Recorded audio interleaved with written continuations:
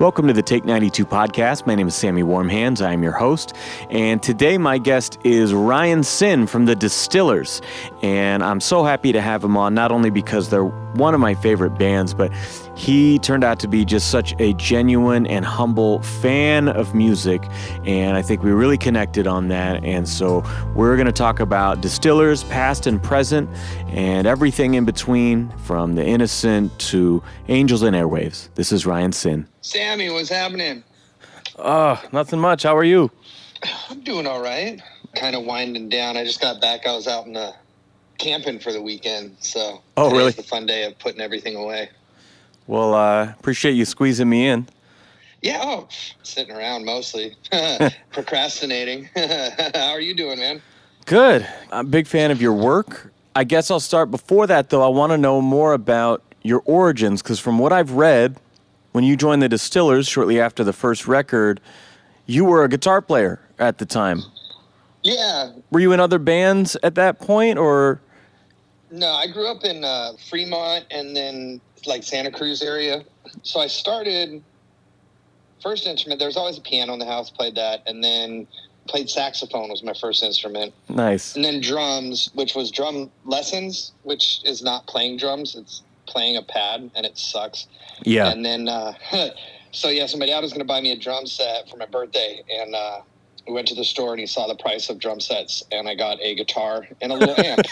And, and so, played guitar, like, had a few local bands in Fremont. You know, we used to have this thing, like Punk in the Park, and we'd file to get a permit with the city to have a private event at one of the parks in the city. Nice. And then we would run a generator and have bands play, and we had a permit. So when the cops showed up to shut it down, we'd say, sorry, it's a private event. You're not invited. and it actually worked. I missed the 90s. But then, so I just played guitar, kind of had a few bands, played, I don't know, maybe a handful of shows in 6 years. Nothing ever stuck. And then, I knew Andy, and he had asked me if I could play bass, and I said no. And then, well, off the top of my head, I could think of people I knew that, he's a way better bassist than me. You should ask him. And then the next day at work, I worked at a comic book it was more of like a record store that had comics and records. And my boss told me I was an idiot. Yeah, I know. I was looking at your background and like, oh, wow, I know a lot of that stuff.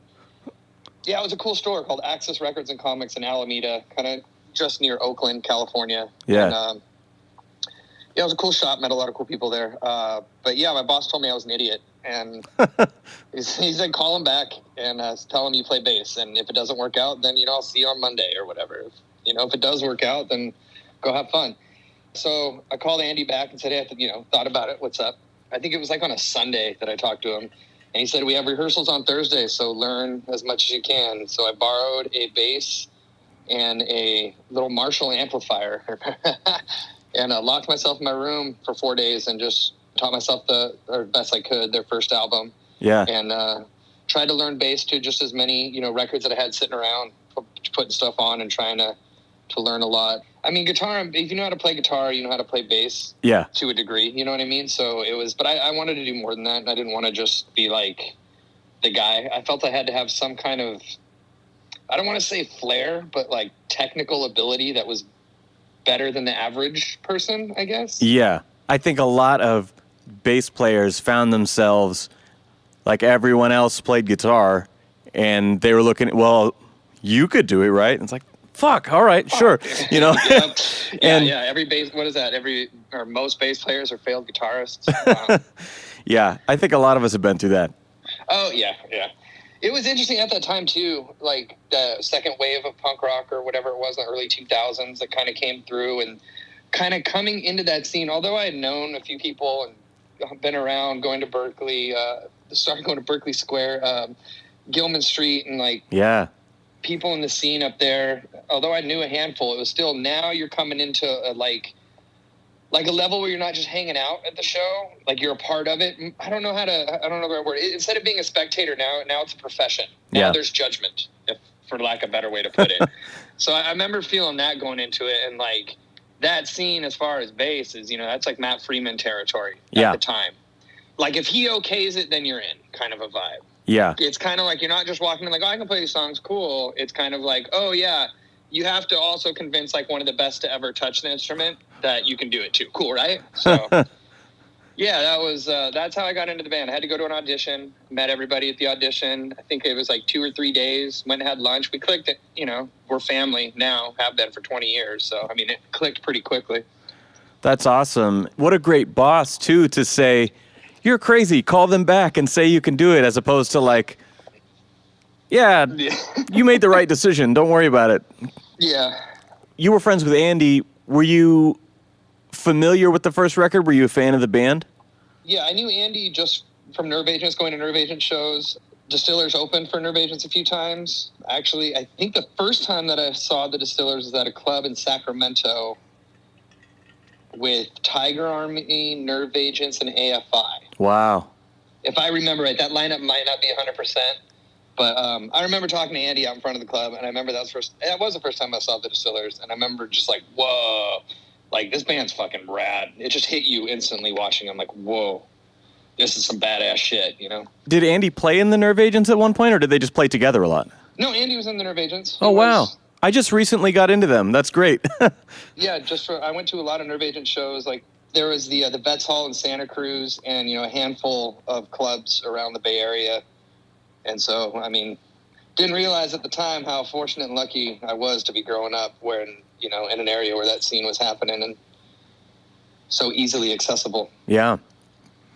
I want to talk about Sing Sing Death House. I think it's one of the best albums of its time. I mean, you mentioned Matt Freeman and Rancid. Obviously, you guys were Hellcat, Epitaph.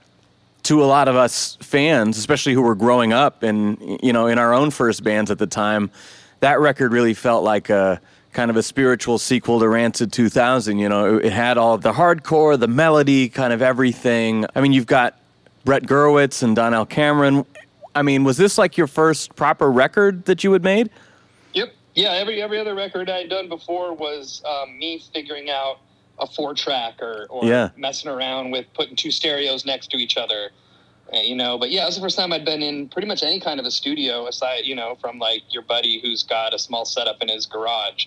And This is also like late 90s. We didn't really have Pro Tools in every, and GarageBand in every bedroom yet. So yeah, it was my first like real studio experience of press and record and someone's looking at you and there's a clock ticking. What was it like working with those dudes? I mean, the guys behind Suffer and all these classic records. I don't want to sound like an asshole because it doesn't come from any arrogance or unappreciation. I just don't have that like where I see someone and worship them for the work they've done. It's more an appreciation of like, oh, rad, cool. This guy's made some cool records, so he should know what he's doing, and we'll get along in that business relationship. Or, it's a creative environment. It's weird to think of it like a business, but ultimately everything ends up being one. Yeah. But to get along creatively, like when I met Slash the first time, that was a bit of like a whoa, because the first thing I ever taught myself how to play on guitar was the intro to Sweet Child of Mine. Yeah. And when I met him, I had to bust his balls and make sure I was playing it right. And it had a really cool moment where I was just hanging out with another musician and talking music. Yeah. And so I never have like oh my God, it's the dude that made the holy shit. It's just like kind of like, oh, rad, that's the guy that made that. Cool. Hopefully we can get along in that same creative environment and push each other, to make something cool. Unfortunately, the actual recording process was a bit of a nightmare. The engineer was smoking crack in the bathroom. Oh, my God. We spent 5 days getting bass sounds. And for me, being in studio for the first time ever and first time playing bass I had a bass in high school for 2 weeks before it got stolen. And I think I played maybe 10 songs on it, and that was it. So writing and playing bass and being in that environment, 5 days of getting bass sounds, and my brain's done. I don't know what's going on. Like, you can tell me the sky's red, and I'm sure, whatever, it's fuck, I don't know what's going on anymore. And kind of felt like along for the ride and just trying to do the best that I could to play the notes that we had worked on. All my prep going in is, okay, I got to go in and play this, and everything else was kind of just like, whoa, what's going on? This is wild. Had you guys done any kind of demos and pre-production to kind of put it together, or was it mostly just banging it out in the rehearsal space? There's some pre-production, CDs being sent back and forth. We'd get together. Andy and I were living up in Northern California at that time. I think I want to say it was like every weekend or every other weekend we would drive to LA, or Tony, Brody, and Rose would drive up to Oakland. The way we work together musically, we click really, it's almost like we can read each other's minds kind of a vibe. Like if Andy's playing he can be playing something and I'll start playing along, kind of know when he's going to go into a fill, or based upon how he starts a roll, I know if it's going to be a shorter fill or a longer fill.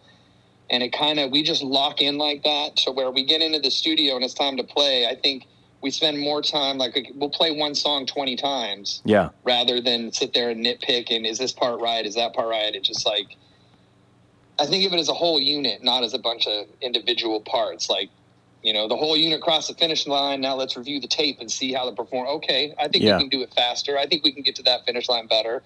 Play it again. Now, was that record recorded live? Because it has a very live feel to it. Everything I've done with the band has been recorded live. Wow. In a sense where all of us are in a room together. Recording, I think our focus is capturing the drums. From a live point. So we'll mic up everything. We get everything, get our sounds with the idea that, if this sounds great, let's go. And then we'll play. And then once we're happy with the drum part, then if there's anything else, like if I go, man, there's that one part, I hear my mistake and I'm not going to live with that. So let me punch in over that, or let me try that again. But for the most part, we're all playing along together. Yeah, that's cool. I think it definitely helps the feel, especially in this kind of music, the energy being such a crucial component. I mean, everyone playing in the room together, there's no substitute for that. I mean, and you could do overdubs and fix little things and whatever, but I really think that in this style, that's the key element, For sure, man. And from a creator or an artist standpoint, I've worked with bands where there's a lot of overdubs. I've worked with studios, not with bands, but like hired gun stuff, gone into studios just as a writer, where you're there with one other person. There's been 15 other people in that room, and you're one in a line of who knows how long. And, the producer's just calling in whoever, and they're working on one song or one album. And listening to the stuff back in the beginning, and then after I've worked on it, and then after it's been finished, is with all those little stops along the way, you lose that energy. I think it's the same in any art medium. Some paintings you look at, and they'll grab you, and oh my God, you just feel that painting. And other ones you gloss over. And I think it's because whatever the artist was expressing at the time of creation either comes through or not. And when you have that live energy, it's just like stamping that moment. You can't change it after that. There it is. And that resonates. It's something about the urgency of it. Like people will say, oh yeah, our biggest song, I wrote that in 5 minutes. Like it took no effort. It was just formed in my head already. And then it's like, but the one I really liked that I really worked on, is the one that maybe didn't resonate in the same way, because there was something about the immediacy of, here it is, Yeah, I think presenting that finalized product in a way with great energy is the magic. Yeah. I know that Brody has had some songs that she wrote when she was younger, in her teens. Like on our new album, there's a song that I think she wrote as a teenager. Not necessarily that, that has to happen in this moment of, oh, I got this idea, let's roll with it. But it's perfecting that craft and having something like, yes, this is what I want to present. Yeah. And then now let's go in there and knock it out. Boom, But, I mean, we do practice quite a bit when we need to. Yeah. Now, around this time was the first time that I was introduced to you guys. I think I had heard maybe a song from the first record or something, but I was actually recovering from a surgery at the Wow Hall here in Eugene. It was one of the rare times they had seating in the back of the room, and I couldn't be in the pit because I had like an incision, and I wasn't even supposed to leave the bed, but I went. And it was you guys with HIMSA and AFI. And it was one of the best shows I've ever seen, and I remember it's, again, the only time I've ever been stuck to a seat in that venue. And I'm in the very back of the room, right next to the door of the green room. And the door opens, and I see this massive mohawk, and I'm like, I don't know, I'm in high school. I got my own mohawk, and I'm like, whoa, who's that? And then I see this, like, beautiful girl walking by. She goes straight to the left side, walks up on the stage, grabs a guitar, and is like, we're the fucking Distillers. I'm like, oh, that's unexpected. And you guys just opened so hard and killed it. Like, it was just such a memorable first impression of the band. That's a perfect way to describe, like, my initial reaction of seeing them as well. They were already on stage, They were already playing, and but it was that immediate, like, whoa, what? It was such a strong presence. And, the funny thing about that is I've heard from a few times, we've heard that, like, back then we just came on stage and just played, and there was such a strong, maybe aggressiveness, and that we were told that there was people and other bands and some in the industry that were scared of us because of this no-nonsense presence. And it's funny to me because I'm only that serious, aggressive side of me if I need to be. It comes from insecurity. I don't want to talk to people through a microphone. I don't know what to say to a crowd of, what I mean? Like, I'm here to play bass. I'll sing the words, but you want me to talk? That's a good way for a lot of people to hate me real quick. 'Cause I'll run in circles until you're like, wait, what just happened? Oh, why am I tired? I want to go to bed. This guy talks too much. Yeah, I learned that lesson. My band took a few years off, and when we were getting our new shit together and getting our set list together, I was like, I'm going to watch some old footage from like 2007, 2006 when we were playing before. And I would start watching those videos, and I'm like, oh my God, we play a 1.5-minute song and then we talk for 3 minutes. Like, this is like pulling teeth. And so I came up with this new method where we would play 4 or 5 songs without stopping, like no clicks, no nothing. We just made these medleys. And then it ended up like, oh, well, let's just make the records that way. That's cool. Like, let's just play nonstop. And then people are like, holy shit, what just happened? Kind of like you said, like, there's no pretenses, nothing. It's just like songs in your face. And then you let them breathe for a second. Like, wow, what was that? Yeah, I like that. I think of it as a friend of mine's a great visual artist. And I went to see her speak with some other artists. And it was really interesting to see some of the insight of the creations that they had made. And once they opened it up to Q&A, it went from like, a cool evening about art to what the fuck is going on? And I've lost interest in this, and it has soured this experience because some of the questions and the people would go in directions that had nothing to do with the artwork. Yeah. To where if I wanted to, it was kind of cool as a fan after the fact of knowing her art to hear a little bit about why.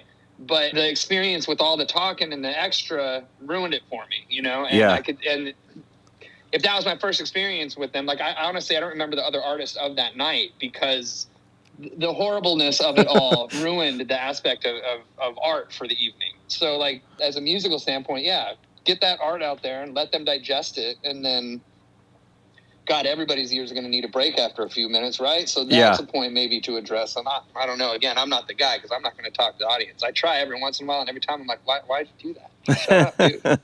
Now, I saw you guys the same year, really not too long after that, on tour with Garbage and No Doubt. And you were playing an arena in Portland, I believe the Rose Garden or Memorial Coliseum or something. My wife and I, we've been together since back then, and we were just in love with you guys. We were so happy. We were also big fans of No Doubt, but to see you guys already blowing up like that, I mean, was that a kind of a taste of what was to come? I mean, you guys were still... It was pretty wild. Tony Kanal, their bass player, he saw us at I think it was at the Roxy, and invited us to come on tour with No Doubt. I believe at that point, City of Angels was playing on K-Rock. They had I think it was called the 5 at 9, where you could call in and vote on your favorite song. And we lucked out, man. I don't know who put us on the radio exactly, how we got there. But that resonated with people. And we got the #1 slot most requested for a few, I don't know how many weeks, but being on K-Rock at that time definitely helped us out immensely. And then, we're a live band. Yeah. And you've seen us, and man, thanks for your kind words. But I feel the same way. I feel very lucky and fortunate to be able to do this and to do this with these people. And at the same time, it's just a weird sense of this is what I'm supposed to do with my life. So like those... Yeah. Like I definitely have that moment. I remember the first time I heard the Distillers on the radio, or I heard Sing Sing Death House on the radio, and there's that, oh my God, we're on the fucking radio. Yes. A record like that too, because I mean, I just compared it to Rancid 2000. Those songs weren't on the radio, Wait, 2000? No, they weren't. You're right. Yeah. Not until Out Come the Wolves and shit. That was, but I'm saying like that was a very aggressive album that still had enough crossover quality to it that it was a rare, special thing, and I think people were seeing that. Man, it's hard to talk about it without, I don't want to sound egotistical or, like an asshole. I appreciate everything I got. And man, like I said, lucky as all can be to get to do this with the people I love. But growing up, you listen to music, you take so much for it. It helps you through the hard times, some of the lowest parts of my life.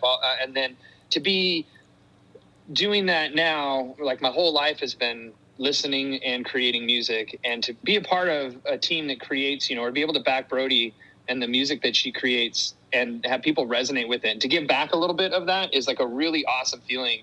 And that, like, fuck, we're on the radio. It's cool. It's like, it also hits me as like, that's because there's a lot of people out there that are taking to heart what you're a part of, the way that you took it to heart with the bands you grew up with. And it's just like this, like, circle of life feeling, right? Put it, which, I mean, it's awesome, and holy shit, like, I feel like I won the lottery. And at the same time, it's just kind of humbling. You were giving it, and now you're giving it back, and you're going to take it again, because new bands and some of my favorite bands are still releasing music, and every time an album comes out, I get to take a little bit of that back. Yeah. It's a cool feeling, man. It's interesting, too, in thinking about that cyclical nature of music, because, like, I just had Brenna from The Last Gang dropping their second record, and it's one of those things where, like, now anytime a female-fronted punk band drops, every reviewer compares to Distillers. I mean, you guys became the benchmark at that point. I mean, it's unfortunate that gets put on us, that we're the benchmark, because for us, it was Courtney Love. Yeah. And I'm sure for Courtney Love, it was, Joan Jett. Or I was going to say Pat Benatar, the Go-Go's. And I'm sure they, got Chrissy Hind. And, it's more a product of bad journalism, or lazy journalism, I should say. Yeah. There are artists that I can hear the influence that Brody's had on them in their music. And there's others that I think that I'm surprised when they drop the Distillers as an influence. Like, oh, wow. There's some pop artists that were inspired by Brody growing up, and it's like, oh, wow, that's awesome. They took that punk and influenced them into create their art. It's obviously their own. Yeah, I get what you're saying. I think for me it's interesting, partially due to representation, and like you said, just kind of lazy, like that's the only thing I can draw from. But as a fan, I mean, I'm over analytical. I love the behind the scenes discussion about the creative process. It's interesting to me when someone applies that label, then I have to put on the critical lens of, okay, now is this simply because of the female singer, or is there a melodic sense here? Is there something in the lyric? Is there a guitar element? Like, what is the thing that they're hearing? And so I kind of don't know when it's legitimate or not, but it's used a lot. Yeah. It bums me out mostly because in any time I read, a new band comes out or someone recommends it, it's like, oh yeah, they sound like this. Like there's a band that I just got kind of turned on to, and I'm like, this band is ripping, and I love them, and I wanted to share them. It's a band called King Woman, and I wanted to share them, and I just took a picture of the record and put it on my social of just, dude, check this out. And there's a part of me that's like, oh, like, if you check them out if you like Royal Blood or Castle. Yeah. But I'm doing the same thing. I'm just being lazy because those are, like, they don't sound anything alike. Yeah. You could say they're both metal bands, but think about how big of a genre, that doesn't really limit it down much. Mm-hmm. And it's the same thing. So I just kind of like to let things sit on their own merit and let people make their own associations, because I fall victim a lot to people assuming that I'm on their side with their opinions. And they'll talk about something, be like, oh, yeah, like, fuck that shit, blah, blah, blah. Like, I love that shit. Why would you? Fuck, man. Okay. So I hate labels and associations. I like everything to stand on its own individually and be appreciated for that. But I think that's a little too optimistic of me. Well, speaking of labels in a more literal sense, when you guys did depart from Hellcat, and that was such a weird, public, personal thing, I don't know. It just seemed like everyone was taking sides at the time, and that must have been really odd for you guys who were just kind of brought along for the ride. Yeah, man, it was fucked up. Very bizarre to have a friend go through something like that and have it completely judged by this large group of people that had no fucking clue what was really going on. Yeah. And a lot of people hated us. Marriages fall apart all the time. I'm divorced. It's Yeah. like, shit happens. Yeah, I remember that being so strange just as a fan. I mean, like I said, we were all in high school and throwing our own shows and stuff, and we loved Rancid 2000. We loved Sing Sing Death House. And, when the dust settled from all that other shit, we loved Coral Fang and we loved Indestructible. It didn't have to be a thing. You could still just love the bands and the music, Yeah, I think the thing should have been, in two people's lives and then their support groups to be there for them through that. Yeah. And unfortunately, the way it reverberated through the fan base was just like a real slap in the face, it felt like. And so when Sire steps in, is that just sort of like a breath of fresh air of like, now we're kind of pulling ourselves out of this situation? We had started kind of, I don't know the right word, transitioning, entertaining the idea, being propositioned. Yeah. But it wasn't a thing of like, label came in and said, hey, and we were like, yep. Because we all came up in the punk scene, which is, whatever the music is, it's the DIY scene. You know what I mean? Of like, why do they want us? And it's because we've been on the radio, and it's kind of like, do we or don't we? And different labels started coming out, and we were courted by a few, and it was weird and gross and icky. and Sire Reprise, they're both, under the Warner umbrella. They were willing to let us be artists and work on the art, and they're the business that works on selling or distributing or whatever. Yeah. That it kind of was a little underway already. And the breath of fresh air, I guess, kind of came with the realization that everybody hates us. And it was a breath of fresh air when we realized, well, then fuck them. We don't need them. Yeah. And we went on, we did Coral Fang, and it allowed us to kind of grow into our own. And I don't mean in a sound sense. I mean as a functional unit, as a band, in the way that we work together. And we went from being a band to being a family. Yeah, I mean, going through something like that, I imagine, would only deepen those bonds significantly. Yeah, it was the four of us against everybody. Yeah. It was fuck the world, we're going to do this, and if you're trying to stop us, you can get fucked too. Yeah. Now, I want to talk about the musical direction of Coral Fang because it's simultaneously core Distillers and also a bit of a departure. Like, on the outside, it was always like your guys in utero. Like, it had a lot more, Nirvana elements, 90s elements. I actually just recently came across an old interview with you from around that time talking about how, like, oh, yeah, you're listening to a lot of Sonic Youth and Soundgarden, Nirvana. And I think that record really cemented Brody as one of the great vocalists in rock, at the time. And really just, I mean, Gil Norton really elevated your sound. I mean, you talked about 5 days on bass tone on the last record, but I don't want to say anything negative about it. But this one sounds like you sound live. It's big, it's mean. I imagine you had so much more time and budget to get it right this time. Yeah, thanks. I mean, Green Day's American Idiot set up Warner to treat us very well to make that record. Yeah, we recorded at a place called The Site, which is basically probably a house. And at one point they said, hey, we're going to build a recording studio off the back of that garage there. Yeah. And then we'll make the house bigger too. But yeah, we went and lived at a house that had a really nice recording studio. We were there, I think, for 5 weeks. For the most part, Warner Brothers, they left us alone. I think they came out to visit once, just, hey guys, how's it going? Can we hear something? And we played one song for them, told them to scram, and they did. And nice. We really got to make our record.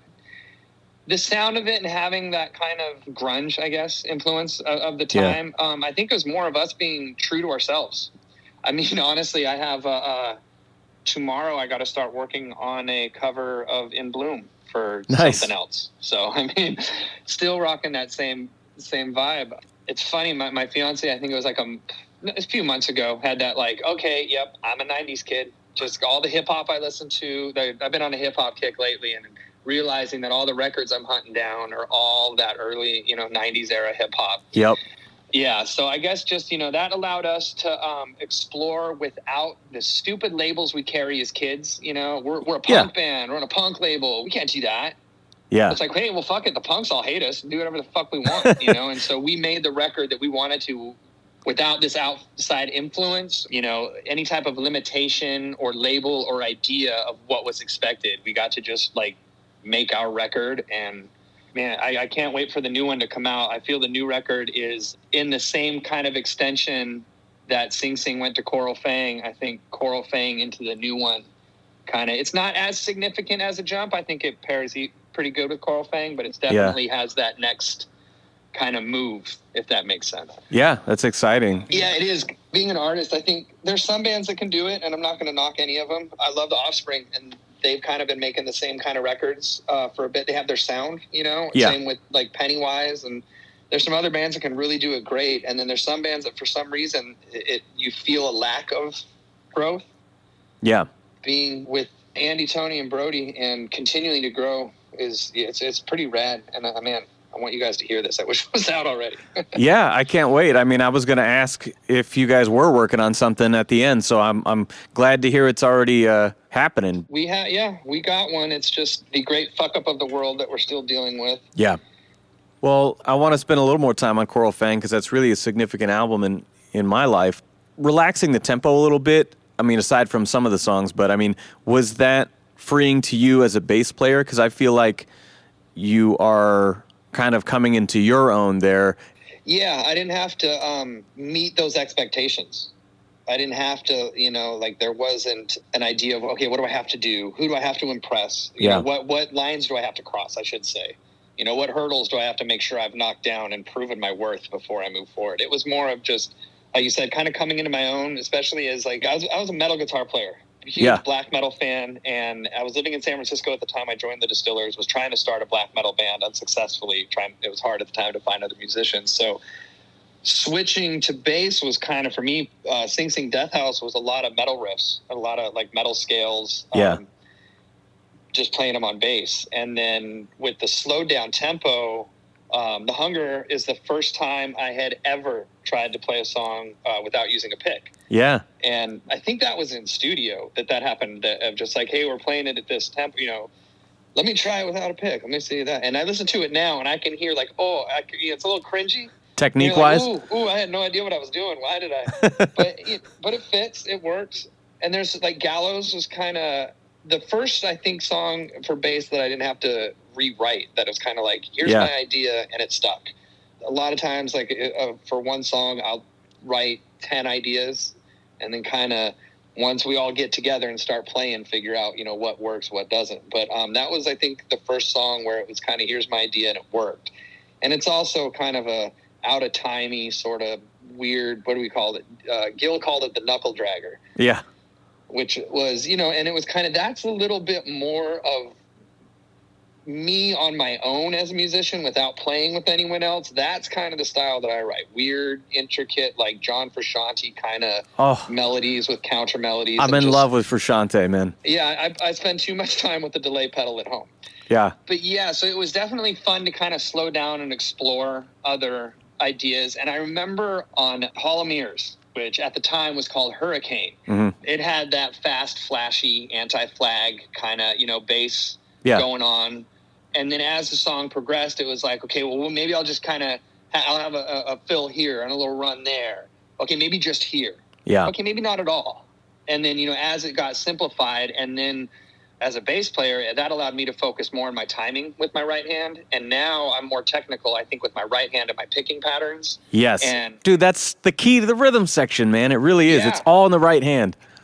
Oh, man. Like, dude, James Hetfield, his right hand is amazing. Yep. And, man, all the guys in Killing Joke. God, man. The right hand of Killing Joke, that whole band is amazing. But, yeah, I got way more interested in those kind of stuff, Faith No More kind of vibes, where it's not so much this like, it's more of the like a start, stop, in different patterns of that. I mean, you could go like Meshuggah, the extreme version of it. I had a bass player friend of mine tell me once, I'm a guitar player, but I was playing bass in a couple bands for a while, and he saw our set, and he's like, man, I like what you're doing. He's like, my rule is the bass player only gets one cool lick per song. He's like, and you throw in just enough of that spice, to like elevate it and not just copy the guitar part, but like not too much where you're overplaying. He's like, yeah, you get one cool thing per song, and he's like, that little lick, that was yours, That's funny. Yeah, I call that the sparkle notes. Yeah. The sparkle notes. If you're staring at the sky, there's all the stars up there, and then a little sparkle. Or, ooh, what's that? Yeah. But if everything's sparkling, you're just staring at a disco ball. Nobody likes looking directly at a disco ball. Yes. But I was in school for recording. I went to a music school, and we had all the students learning to record. And so everybody that could play kind of grabbed an instrument to help them through it or whatnot. And the same thing, they were playing like some real simple Ramones kind of stuff. And I look over at my friend in the class, and it'd be like, you want to see everybody in the recording room go, ooh? He goes, yeah. So did a little do, and whoa. I was like, yeah, it's sparkle notes. If I do that every time, they'll lose interest real quick. Yeah. But then, yeah, you do it one time, and whoa, hey, that one thing you did was cool, man. Exactly. Otherwise, it's just Yngwie, and you're oversaturated with it. Oh, yeah. I want to ask before we move on from this, any particular memories about working with Gil or working with Andy Wallace? I mean, obviously Andy is as great as it gets in the rock production world. Gil, I know for doing the two best-sounding Foo Fighters records. His guitar tone, his ear for guitars is just brilliant. Any particular memories from working with those dudes? Gil was great. I love Gil. Both of those guys were great. Everybody that worked on that album with us, in a room with us, or working on that, were great in the regard that they let us be us. Yeah. And let us ask questions. Let us say the stupid things. Like, it's kind of whiny. That's that guitar solo sounds hollow. Mm-hmm. You know, and they let us, play along those lines instead of we've had a few producers come in with their ideas, and you can tell right away that this isn't going to work. Yeah. And I've had some moments with producers or, in studio where you're just there's that tension where it gets to the point of I'm not having fun anymore. I mean, that's part of the process. But with Gil and them, it was just, I remember it being a lot of fun and a lot of creativity going on. Not afraid to get weird. I mean, we brought drills, hammers. We had all kinds of fun stuff going on. At one point, I had a bass that was, I don't remember what the open tuning was or what each string was tuned to, but they were all tuned open to different parts of the song. And that was plugged into a bass amp with a big muff pedal, and that was just on. So anytime that I'd hit these certain notes, it would resonate on the open string and just cause this distortion, ambient distortion on a few things. It ended getting tucked in there that you can't really hear it. Yeah. I don't notice it when I listen to the album, but that creation is so much fun. And then, working with Andy Wallace was just like, that was like going to... And I don't mean it in a bad way, but like if there was the coolest grandpa in the entire world and he was like crowned king cool guy, and everybody knew he was the coolest grandpa, and we got to go and listen to the coolest grandpa stories is what it felt like. And I don't mean it in a bad way. He was an older guy, and he had some awesome stories to tell. He was a rad guy, and he let me mix Death Sex. Oh, really? Yeah. He what is that song's 12 minutes, and after the first 2 minutes of song or wherever, he was I don't what do you want to do with this? And I had some ideas for a few things. He's like, okay, here's what the knobs do. I'm just gonna sit here and I'd have, how do I make it do this? And he would show me and be like, yeah, how do I make that sound over here? I wanted to go from that speaker over to this speaker, and he actually okay, we'll do this. And at the time, it was it was fun. Like, oh yeah, I'll do that. Oh cool, this is fun. And then afterwards, like, holy shit, I kind of just got a mixing lesson from Andy Wallace. Whoa! That's amazing, man. Like, if he'd said that in the session, I would have been like, dude, you mixed Endless Nameless on Nevermind. What are you talking about? You know how to do this noisy shit too, but... There was, I think, a 24-minute version of that song recorded. And I think that if ever there was like, hey, we should... if Warner ever decided to release that or somehow and wanted, in my capacity of a hands-on mixing, I'd be like, I did that once. Yeah. So I can understand the... Listening to 12 minutes of feedback and trying to get it to harmonize with that other feedback over there is, call that a one-and-done life experience. I had Jason Livermore on from the Blasting Room a while back, and he talked about Everything Sucks from Descendants, and that, they flew out there to work with him, and he's like, he just let me be like a little kid. I was all up in his space, watching, asking questions about everything he did. He's like, and he was just the most gracious guy. He was happy to share his tricks, and he's like, I learned so much of that as a young engineer just from that one session. So that's cool that you had a similar experience where he actually let you put your hands on the mix, There was I specifically remember there was like, there was 2 knobs that were right below the screen, and it was like, you can touch those ones, when I'd ask him a question. But it was, how do I do this? And here, let me do that. Yeah. But he had a rad mastering console. Not a mastering console, mixing console. It wasn't as elaborate as the recording console. Yeah. A little more. I remember that. It reminded me of some like World War II communication equipment. At that time, it was all very new to me, those kinds of things. Yeah. But yeah, that was a really cool experience. One thing I learned while doing the research for this, I had no idea that in those middle years where Distillers was off, that you played in Angels and Airwaves with Tom DeLonge. I'll be honest with you, when Tom made that big mission statement thing that got all that attention, that's like, we're going to revolutionize rock and roll, we're the greatest shit since Queen or whatever, I was like, I'm sorry, Tom, I'm good. And I didn't hear it until this weekend. I never heard it until this weekend when I was getting ready for this interview. So totally 180. I mean, it definitely feels like Tom. It's not too crazy of a departure, but sonically and tempo-wise and production-wise, I mean, that's a whole different animal. I guess if we could just touch on what was your relationship with Tom, how did that happen, and how was shifting gears yet again? Well, unfortunately, there's an NDA on that band, my involvement. At the time, because of the time period of my departure from the band, I think that NDA was, protection for them. And not that I needed it, but it's, an insurance, I should say. An insurance of protection that I'm not going to, hey, fuck these guys. And I can understand that now. There's a part of me that's like, man, I wish I could tell some stories. Yeah. I got nothing bad against any of those people. I mean, everything but music. We got along great. And I wish I had spent more time in that aspect. I think it was just in the same regards that actors and directors may not get it along on set, is the way that you approach creating your art. Yeah. And I think the way that I approach creating music and the way that Tom does are just from 2 different books. Mm-hmm. But everything outside of that, a lot of similarities and a lot of common interests. David's got his coffee company now. He makes good coffee. I run into him. We live in the same city. We cross paths every once in a while. Nice. Yeah, no ill will. Musically, it was a departure. It was exciting for me to try something new, get out of your comfort zone. So I enjoy doing that to a degree. Sure. I don't want to push too much into that. I also came across a couple tracks from a band called The Innocent, which is you playing with Brooks Wackerman, Brandon from Bleeding Through, Dave from No Use. I mean, what a lineup, and I can barely find any of it. Was that really short-lived? Very short-lived. I think Dave and Brandon had gotten together because they were good friends. They wanted to have a band together. Yeah. David called me and talked to me about it, and yeah, sure, and sent me some stuff. And I don't know how Brooks was involved. We got together once for a Christmas dinner, the entire band.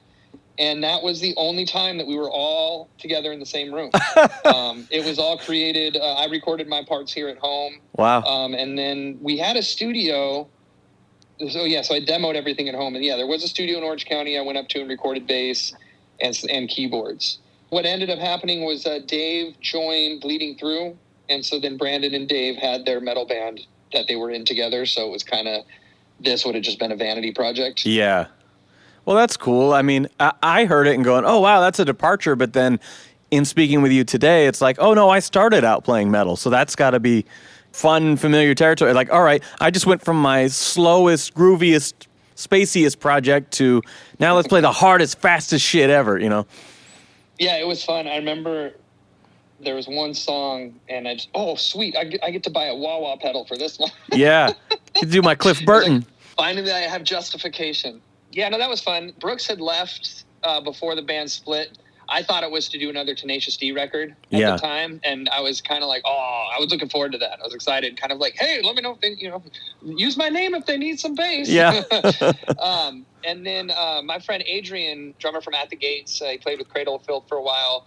I reached out to him, and we had one song that I don't think Brandon ever added. I think he wrote lyrics, but didn't actually put them down, with Adrian on drums. And that even sent it to another level of metal that had the real, like Swedish death metal kind of vibe happening to it. And I got real excited.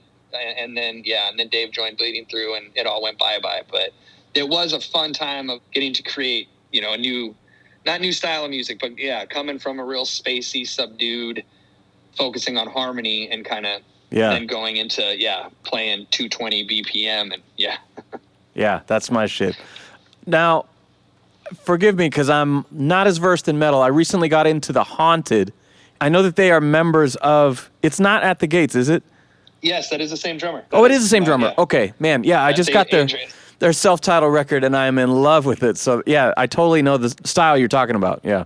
Okay, yeah. Haunted's ripping. I kind of think of the Haunted as like if like Swedish death metal and like New York hardcore had a baby. Yeah. It's somewhere in there. Yeah. But yeah, that's a good one. That's a ripping album. My issue with metal is usually the vocals. They tend to have more like throaty techniques and less like heart and passion like hardcore has. And so when I heard that, I was like, oh my God, this has all the heart with all the greatness of the thrash, riffage and stuff. Yeah. I don't really listen to too much metal anymore for that reason. There's a lot of, I think, what happens with any type of music, and I think you can hear it the most nowadays in hip-hop, is if you listen to, I cannot remember who to credit it to, but there's a saying that's like back in the day, you would hear rappers, and it'd be like, oh, man, there's no way you thought you can do it. You listen to rappers now, and you're like, I could do that. And you're probably right. Yeah. Not saying that I can rap by any means. I'm just, just that saying. But I hear that in music where the reason that it was created, that those artists created it, and the reasoning behind it, it had a meaning and a purpose. And then once years after that's gone by, then it's just known for its sound, its distance from the meaning. So like the second wave of people that hear it, whatever reason that the first generation listened to it resonated it, the second generation is going to resonate for a different reason, and so on, to the point where it just becomes, oh, that's a sound. That's what you're supposed to sound like. So those singers, it's like you're going to be in a metal band, you got to have a singer with rough vocals. And a lot of my favorite metal bands now are bands that kind of bridge that. Like Borknagar has that ability. I don't know if you've ever heard of that band. They have an ability to have that, real harsh vocals and then the melodic kind of singing on top of it. And Sarah Jezebel Diva, she did all the female vocals with Cradle of Filth for a bit. She's done a few metal bands, but she has a very operatic voice. And to me, that juxtaposition of the really beautiful voice with this really threatening and, aggressive music, to me, that's more interesting than just this constant barrage of noise. Now, granted, there was a time in my life where you brought that melody and get the fuck out of here. I want that violence. I want, that Cannibal Corpse, nothing but crazy, Yeah. I had my time, but just, I'm in my 40s now. I gotta have something that reminds me there's beauty still out there. Yeah. Let me circle back to Distillers here. I saw Brody's solo band in 2014 up in Portland. And I was, first of all, surprised to see Tony on stage. And to be frank, I mean, obviously I love the Distillers. I didn't quite get the Spinneret and solo direction. It was just different influences than I'm familiar with, really. But I wanted to see her. It had been so many years. So we went there. I'm like, oh, wait, this is half the Distillers. And then they start playing all these deep cuts, the fastest shit. I'm talking like Bullet in the Bullseye. And it was the greatest surprise at a show. It was amazing. We were all blown away. We were so happy. I was just fucking singing at the top of my lungs. And then fast forward a couple years, I actually ran into Tony at Amoeba. And I got to see you guys when you did the reunion tour. It was like, holy shit, it was the polar opposite of that other set that I saw. This was all the groovier stuff, the Coral Fang stuff, the really dynamic, set list with, I think maybe you did an encore with some of the faster shit. Because it surprised me a little bit and going like, oh, wow, well, if she was doing that on her solo shit, I imagine they're going to come out more pissed than ever. And it was like, no, we're going to pick up right where we left off. Well, make no mistake about it. I am more angry than I've ever been in my entire life. It's a refined and distinguished anger that knows when to lay back. No, yes. The reunion was, fuck, man. It was something, it had been in my mind, I want to say, like, as a constant for about 6 years. And Brody and I talked about it, and the best way that, like, all those years in between, there was a sense that we just weren't done. Mm-hmm. It wasn't a need for, a sense of closure or anything like that. There was just this like, no, we're not done. I don't know how to describe it, but in my head, it started like, okay, how are we going to do this? If it's not done, what are we, by the time, I remember we went to our favorite little Mexican restaurant in Burbank that we used to have all of our business meetings at back in the early 2000s. Yeah. And so walking back in there, I was recovering from a broken leg. So I had a cane and all, hobbling around. And walking in there, I was the last one to arrive. And I just remember when we all sat down, it was like, I think I said, like, I need a minute because this is overwhelming. Yeah. And I think there was a minute or 3 or 5 of us just kind of like sitting there and letting that like giddiness go away. So we're not like, oh my God, idiot. There was like a feeling. It was just emotionally like, wow. And then that first show for me back was bittersweet in the sense that the only bittersweetness is that I'm not a huge fan of the city that I live in. And that's where the first show was back. Oh. God, I don't know how to describe it. It was awesome being back in a smaller club. Yeah. Like kind of the same size as the places where we started. God, it was getting to relive the beginning of, from when I joined the band to Coral Fang. It was reliving that within 2.5 weeks. Yeah. Playing the smaller clubs and then playing some larger ones. And it was cool. The club we played, I've been there, hundreds of times to see other bands. I saw Brody's band there. Would you say it was 2014? Yeah. When I saw them solo, I had to look it up to see when the show was. Yeah, I saw that same tour. Oh, man, there's some funny moments from that. That's when I first met Eden, who was our guitar tech, Brody's guitar tech for us now. That was the first time I met him, and, oh, man, I thought he was some real no-joke ass kicker, man. There's no, like, backstage. All the gear is kind of next to the stage, and there's duct tape on the ground, and it's like, yeah, don't cross the line. Yeah. But sometimes it's like you kind of got to lean over to see the stage or whatever. And every time I set, this dude would tap me on the shoulder and just give me this stern look of like, yeah. And then I do remember them playing. I think it was Sing Sing and Bullet. It was an older song, and I told my fiance, say, "I'll be right back, babe. I'm going to the pit." Yeah. And I'm in the pit, and I just remember there's like, I'm having fun in the pit, and this kid in front of me just turns around and gives me this look that just like it hit me straight into my heart of like, old man, get your ass the fuck out of here. It's like, you're like, fuck you, that's bummed. My song. Why is this guy running in a circle and bumping into everyone? We're just trying to pogo dance. It was like, it was this kind of moment of just like, but I played on that song. Yeah. Oh man, but coming back there with the Distillers, it was awesome. It was fun being in a small, sweaty club. For me, just in a really shitty personal way, I wish that it wasn't in the city where I live, where a big portion of my social life was, because I'm on a stage then looking at, a lot of people that I've spent the last 10 years of my life kind of seeing around town and this and that or anything. And it kind of took away from the specialness, I think, of the whole moment for me, because it was kind of like the looking out in the crowd. It was like, oh yeah, this is the life that I'm trying to get away from. You felt like a local band for a night? Oh, man, I don't know how to describe it. It was not so much that. I played in some local bands in San Diego. I've always been playing music around here and playing these. It was just kind of, I don't know how to describe it. It's just this way of like, this is everything that I did before I came here. Yeah. And I came to where I live and the band ended. And then I had this life here. And now it's like, oh man, I don't know how to describe it. It's like the two merging together and my brain freaking out about it. Yeah. And one aspect, like when I play live, I'd say 90% of the time my eyes are closed. That's my moment to where I let go of everything, where I can actually just, everything in the entire world can fuck off. I don't care. I'm singular track right now, and this is it. Don't fuck with me. Yeah. And then opening my eyes and seeing my neighbor. It's just kind of this weird like juxtaposition of like, what I've been doing every day for at least 10 years. It's kind of like being a musician, how you can fuck yourself up, think, shit, do I have enough laundry?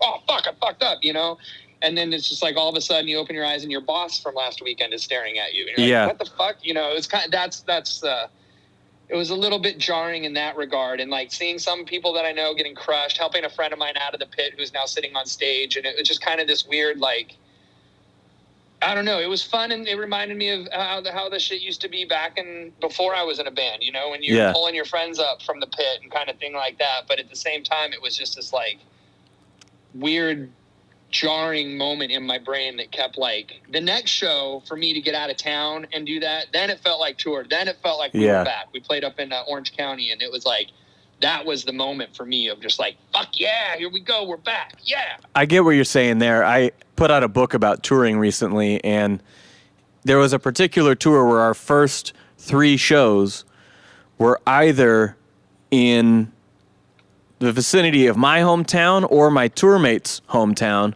And so I was like, the first 3 shows, we're all sleeping in our own beds, and this is fucking weird. And so it's like the 4th show, when we crossed into Washington, it's like, all right, now the tour has started. Mm-hmm. We're half a week in, but now it's started. Yeah.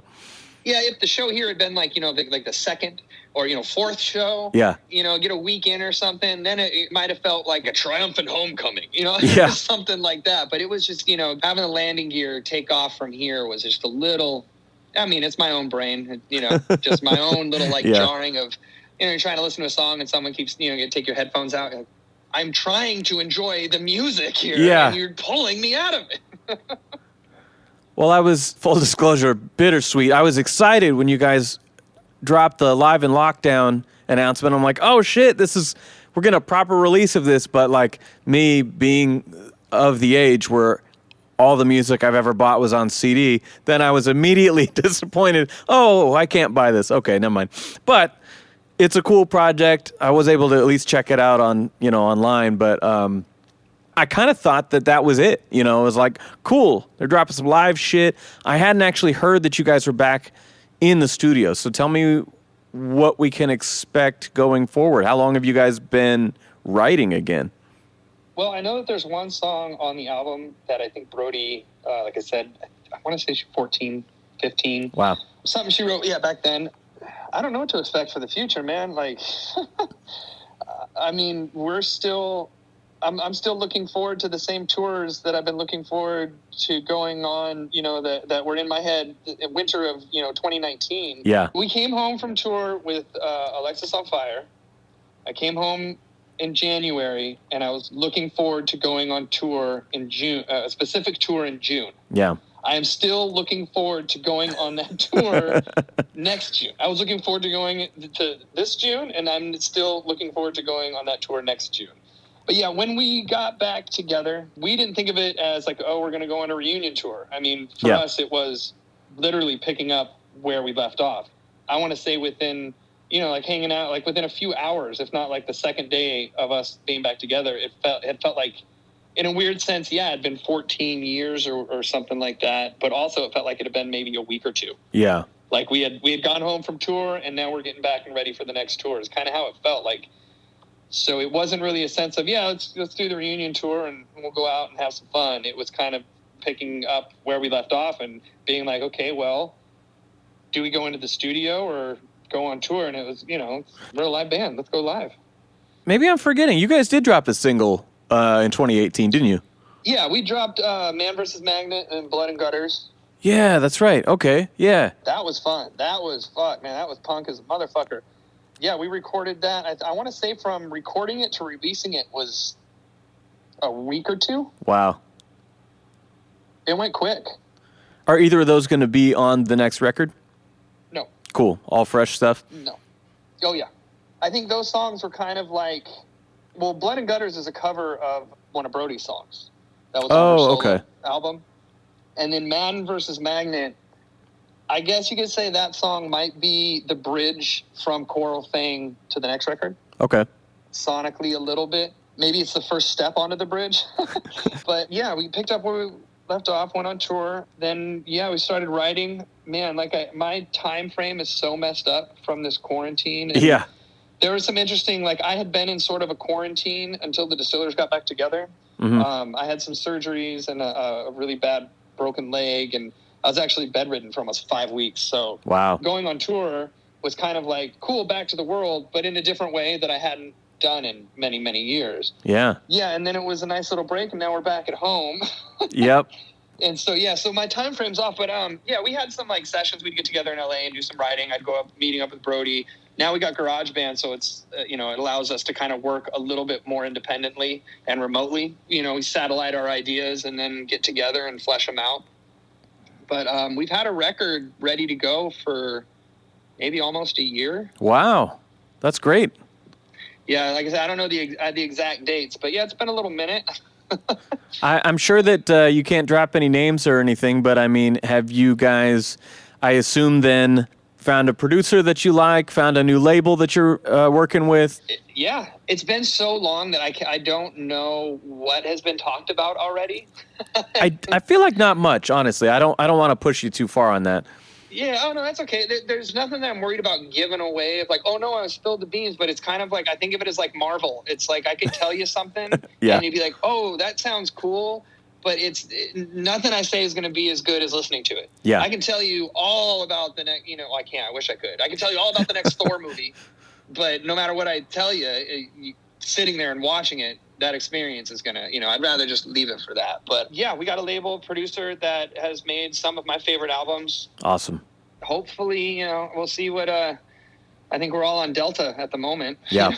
We'll see when that lands or departs, whatever. But I'm hoping for early next year. Cool. That's my personal finger crossed moment is by then. We'll have some new music out. Awesome, man. Well, I and everyone else will be looking forward to it.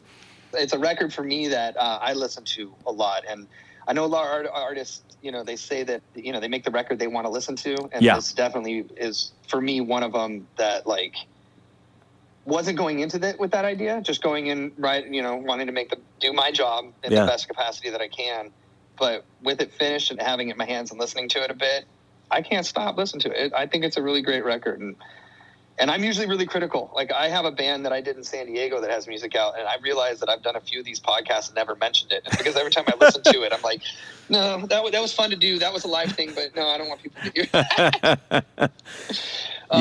But this one it's enjoyable for me. I really, it's one that I'm able to distance myself from. As it's hard when you're listening.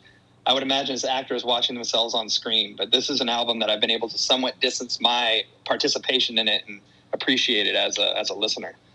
That's awesome, man. That's a pretty good sign when something that you've had to listen to a million takes of and a million mixes of, that after a little bit of time you still have it in rotation. I mean, that's the best sign for me anyway. Well, that is, I guess, very selfish benefit of the lockdown is that I've had those moments. I went back to school and got a degree in recording, and awesome. I've worked with some bands and recorded some albums, and I'm the kind of guy that will, what was that? Rewind it. What was that? Rewind, and I take an album home. I listen to a song 1,000 times, and note everything. I got notebooks and notebooks, of like all stupid little things. And I've heard every one of these songs 100,000 times maybe. And there's definitely that time where, okay, we're done. That's done. And, I think we've toured a bit since then, a little bit. And then, get back home and it's like, oh, yeah, I haven't listened to that in a bit. And I think one of the selfish benefits of that is the release being pushed back a few times or not figured out or whatever. And me being able to spend a few weeks in between listening. So, yeah. Or actually, it was several months, I should say. Several months between listening and then being able to listen to it as a listener. Good. Well, I really appreciate your time. Last thing I wanted to mention, I think my former bandmates would be maybe disappointed if I didn't. In those middle years, about 10 years ago, when I was playing bass in bands, one of them, my close friends from Seattle, they were called Jory and the Push. The record is called The Heart is Wise. Then they started their own Heartwise Records. So that's the influence that you guys have had on us. So thank you for that's awesome. The music, man. Dude, no, I love those kinds of things. There's a really cool coffee shop here called Heartwork. Oh, really? And that's taken from a Carcass album. Nice. Yeah, and it's the same kind of thing where it's just like, I can't speak of your experience, but you would never associate it outside the name. Yeah. You go there, their logo, they're like some of the nicest people in the world, and then you're like, oh, and then you buy the album from Carcass, and you're like, how? Who listened to this and went, coffee? Yeah.